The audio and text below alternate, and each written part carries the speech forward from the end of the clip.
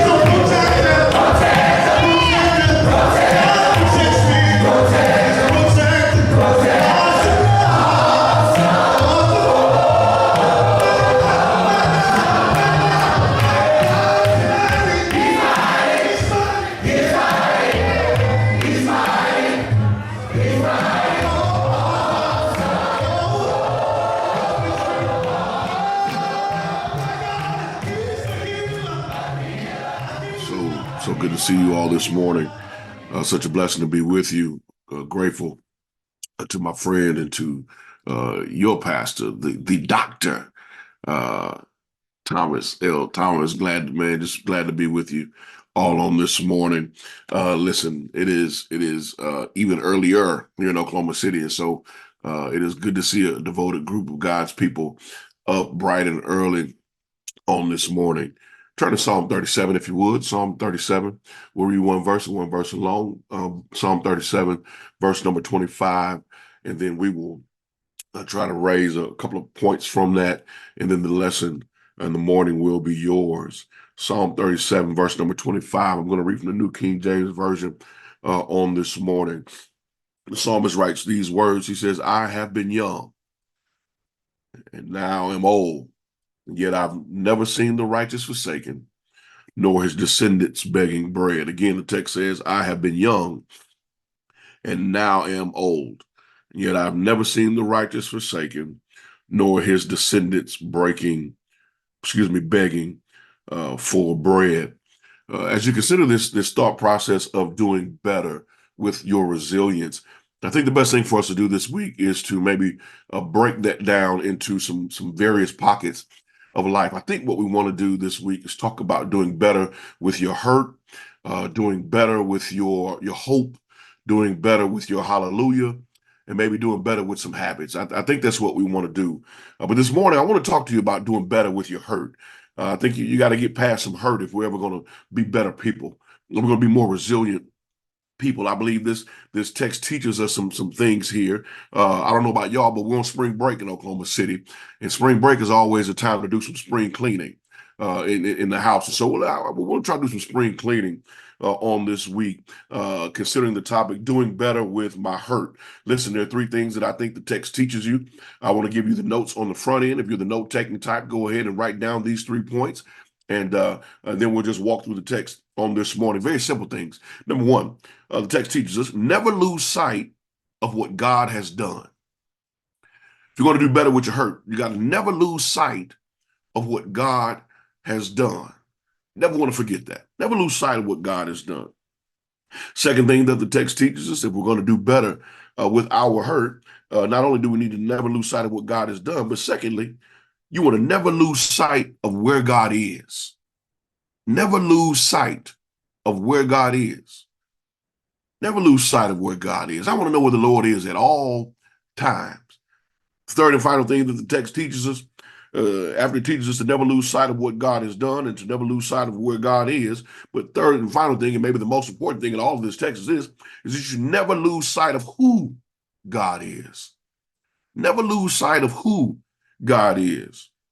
I want to never lose sight of what God has done. I never want to lose sight of where God is, and I never want to lose sight of who God is.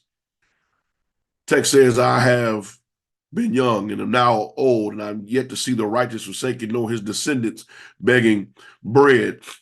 Listen, family, our text this morning puts us front and center with the pen of the psalmist David. I tell Eastside all the time that I've come to appreciate this book of the Psalms because whatever you find yourself dealing with in life, there is a psalm for it. There is a prescription for it in the book of Psalms. Listen, if you're happy, the book of Psalms talks about it. If you're sad, the book of Psalms talks about it. If you're joyful, the book of Psalms talks about it. If you're depressed, the book of Psalms talks about it. If you're thankful that God has done something for you, the book of Psalms talks about it. If you're depressed about what God hadn't done yet, the book of Psalms talks about it. If you're dealing with a loss, Psalms talks about it. If you're having a good day, Psalms talks about it. Having a bad day, Psalms talks about it. Whatever life brings your way, the book of Psalms seems to have a prescription for you there. In this particular Psalm, David begins to encourage the people of God by telling them in verse number 1, don't fret because of the evildoers. I like that. He says to them that there are going to be some people and some things in this life that don't mean you no good at all. Those are the folk who will try to hurt you. But he tells them, don't be afraid of that. Well, David, how do we do that? Psalmist, how do we deal with that? Well, it's just like the old gospel song says, it's in Jesus. How does he tell them? Verse number 3, he tells them to trust in the Lord. Verse number 4, he says, delight in the Lord. Verse number 5, he says, commit to the Lord. Verse number 7, he says, rest in the Lord. Listen, I'm not the smartest man in the world. I'm not a Rhodes Scholar. I've never been to an Ivy League school, but I've got enough sense to see that David is telling us that when the enemy is coming against you, the best thing for you to do is to get to the Lord. David begins to walk through this psalm, and he's simply encouraging us. He gets down to verse 25 and he says, I have been young, but now I am old. I would have told if we were in person, I'd have told you just missed your first shout of the morning. He says, I was young, but now I am old. David says that there was a time in life when I was young and I saw things a certain way, but now I'm an older man and I see things a different way. Listen, I want to be intentional with you on this morning that you not see this statement that I was young and now I am old as a chronological declarative. He's not talking about I was a young man and now I'm an older man, but rather David is talking about a holistic experience with God. I started at this point in my timeline of faith, and now I'm at a different point in my timeline of faith. And when I look at the totality of it all, I've never seen God's people in a bad situation. Is there anybody on this morning who that is your testimony that I was once young and I'm now old, or rather I started from the bottom and now I'm here. I was at this place But now I'm at another place. And when I really look back at all the good and the bad, and I do the math on it, I realize that God really ain't never left me. God has never really forsaken me. I've never seen church folk in a bad situation, may have had to deal with some things, but he said, I've never seen the righteous forsaken. God has always been there. I got to learn how to do better with my hurt on this morning. You need to understand that David had a significant perspective. He had a different perspective that other folk may not have had because of the life that he had to live. You need to understand that David had a unique perspective because David would be chosen and then David would be overlooked after being chosen. Goodness gracious, let me make sense for you like this. David was a young man. David had to go out and fight a lion one day, the Bible tells me. And for some strange reason, I don't know what happened between him and the lion, but God seemed to be with him because he prevailed. The Bible tells me that he had to go out and fight a bear one day. I don't really know about the ups and the downs of that fight, but God must have been on his side because he defeated that bear. Then the Bible tells us that somewhere in life, maybe around 12 years old, that Samuel comes and that he's anointed. He's going to be king. But then between being anointed as king, he's got to go and fight this Philistine giant somewhere between 13 and 15 years old. But the Bible tells us, Brother Thomas, Dr. Thomas, that it's not until he's probably about 30 years old that he actually becomes king. That was the shout that you just missed. There's about a 15 to 20-year gap that he's got to learn to live with. Listen, if I was at home and it was a Sunday morning, I tell Eastside this is a good place for the early word on the morning. And the early word this morning is this, is that sometimes you've got to learn how to live between your anointing and your appointing. Sometimes the hurt in your life is simply you learning to live between God giving you an assignment and putting you to work. Sometimes God will position you before he prepares you. And then you got to go through some stuff to be able to deal with what God has assigned you to do. You don't like the uncomfortable nature of it, so you call it hurt. You don't like the way that it makes you feel, so you call it pain. You don't like the friends that you had to lose, so you call it uncomfortable. But the fact of the matter is that God is simply preparing you for some things that he's already predestined for you to do. He's already given you an assignment. He's just preparing you for it. Some point you got to learn how to praise God between the announcement of that thing and the arrival of that thing. At some point, you've got to learn to understand that I'm going to do better with this hurt because what doesn't break me simply makes me stronger. David understood what hurt really meant because David would have to deal with the hurt of hurting other people. Hello, Bathsheba. David would have to deal with the hurt of life hurting him. Hello, Tamar. David would have to deal with the hurt of being hunted. Hello, Absalom. But even in the midst of all of the things that David had been through, his greatest blessing was being able to look back and see that I'm still here. You just missed your third shout this morning. Somebody needs to know on this morning that your greatest flex on the hurt in your life is that I can look back at it and say, I'm still here. Your greatest flex on that stuff that you went through in your life is that you can look back at it and say, I'm still here. Maybe it was a job that you lost. Look back at it from time to time and say, I'm still here. Maybe you need to drive past the house that you were evicted from and look at it and say, I'm still here. Maybe you need to look back at a relationship from time to time. Pull up a picture in your phone, look at it and tell yourself, I'm still here. Maybe it's the job that you lost, or maybe it's some friends that walked away, or maybe it was something that you really thought you needed to get by. So folks will look at you funny when you say, I'm still here, because there's some stuff that you survived that broke them. But your greatest flex on the hurt in your life is that I'm still here. David says, I was young, and now I'm old, and I ain't never seen it. I know that's not proper grammar. I ain't never seen it. Yeah, because he understood what God had done in his life. He says, I don't want you to think I'm speaking out of some youthful ignorance here. Right. I don't want you to think that I'm speaking because I ain't never been through nothing. He says I was young and now I'm old and I've never seen it. He what he does is he tells us pretty much that he's learned to understand how experience, evaluation, and expectation are tied together. Experience, evaluation, and expectation. He says, I've been through some things. And because of what I've been through, I stopped and I look back at it. Oh, church, you got to learn to stop and look back at what you've been through. Yeah. He says, my experience caused me to take an evaluation. And when I took my evaluation, it helped me to set a proper expectation. Some of the problem for us is not that God has walked away from us, is that we haven't stopped and looked at all the times that God brought us through enough to set a proper expectation of who God is. It's like back in the day, you remember you had well, at least we did in Michigan Y group, they had the desk where you could open it up and put the stuff on the inside. Y'all remember them old school desks?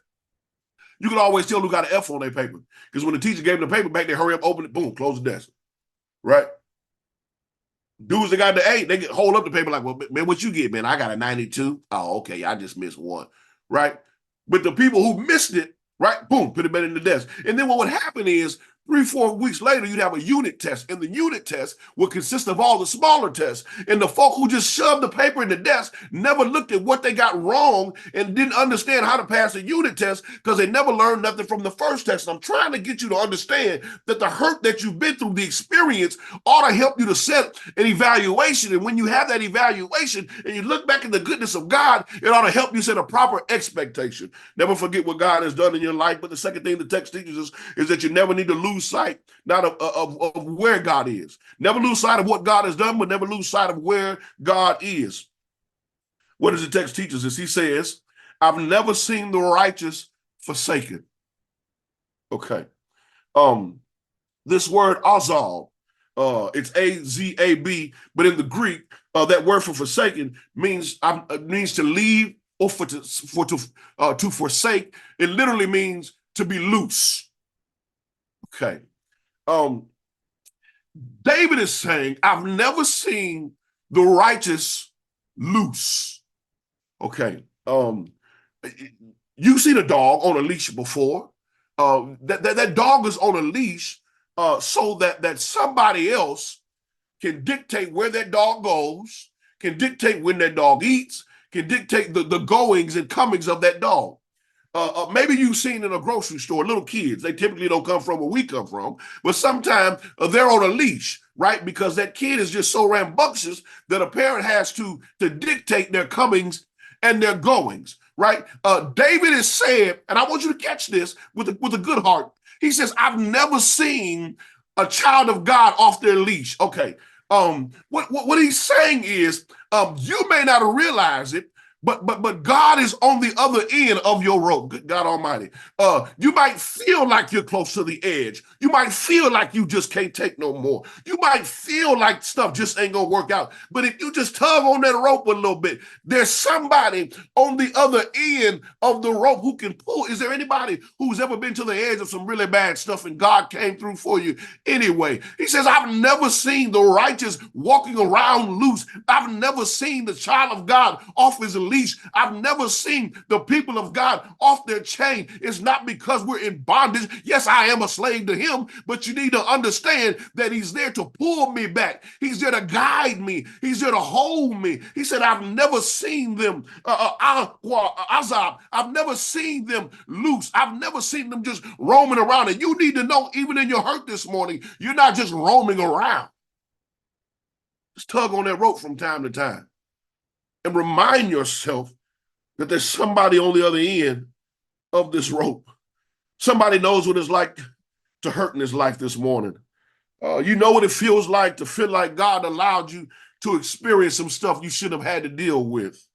But you need to understand before I move that if you never heal from what hurt you, you'll walk around here bleeding on people who didn't cut you. And a lot of us are walking around simply hemorrhaging, and God is offering us some healing, but we don't want healing because some of us like the attention that bleeding gets us. If I'm going to do better with my hurt, I got to be okay with getting some healing. I got to be all right with that. Someone once said you got to heal so you can hear what's being said in your life without the filter of your wound. At some point, you got to make up your mind, I'm going to do better. I'm going to do better. I'm going to do better. David says, I was once young and now I'm old. He says, but I've never seen the righteous forsaken, right? I've never seen God's people begging for bread. David said, I was young and now I'm old. In other words, David says, I changed, but I stayed the same. Okay. I changed, but my perspective didn't change. You want to do better with your hurt? Learn to go through what you go through without your perspective of God changing. He says, I changed, but the way that I saw my God, if anything, it improved. I had a consistent view of the Lord.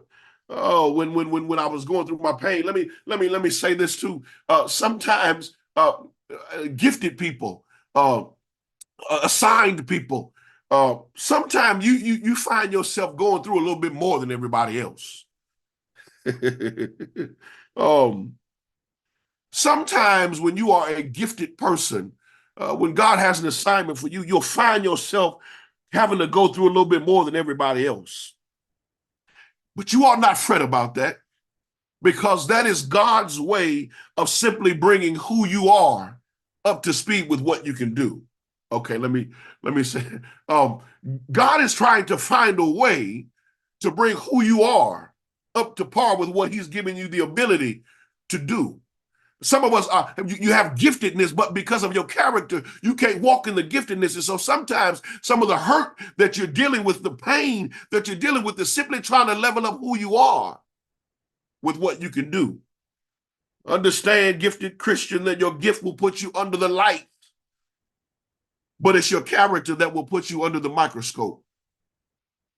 God is simply trying to level up who you are with what you can do.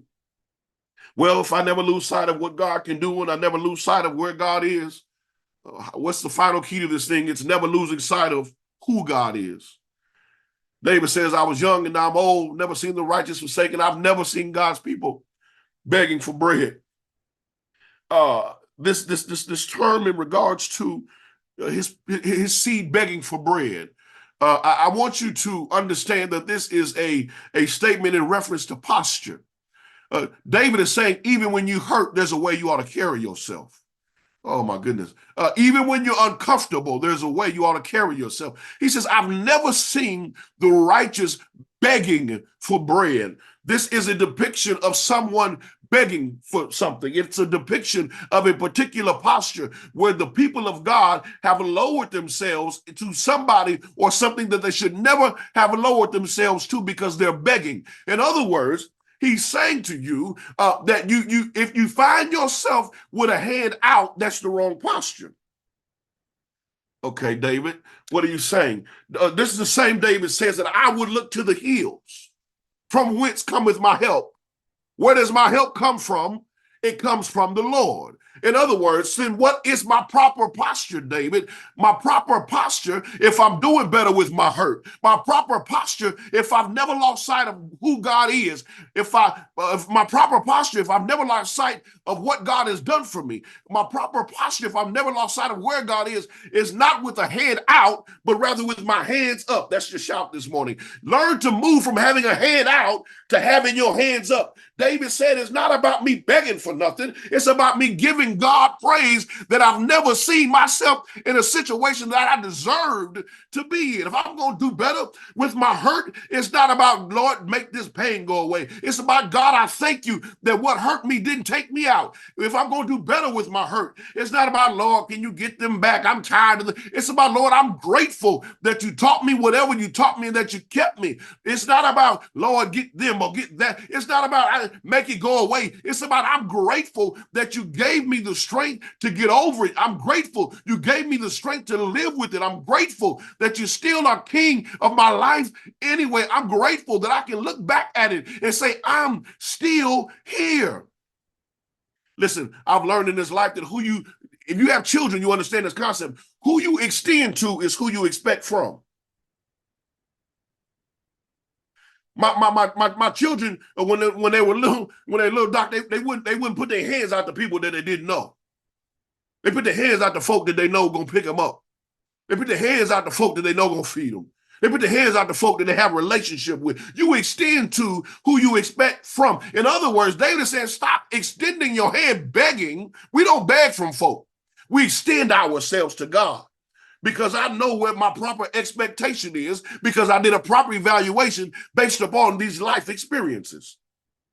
Let me leave you with this really quickly. Anybody here, you don't have to raise your hands, maybe wink at me one time. Anybody here, did you smoke back in the 70s or the 80s? Anybody here smoke in the 70s or the 80s? Listen, y'all remember they used to have these little cigarette purses back in the 70s and the 80s. They were like little bitty, little leather purse. They, you know, some people call them pocketbook, but just big enough to put your Virginia Slims and your little lighter. I can tell we smoked Virginia Slims. Y'all are cracking up on this morning. Listen, when it's funny. So there was a time, y'all remember when society kind of moved from you being able to smoke inside of restaurants and you couldn't smoke on planes no more, right? And all that kind of stuff.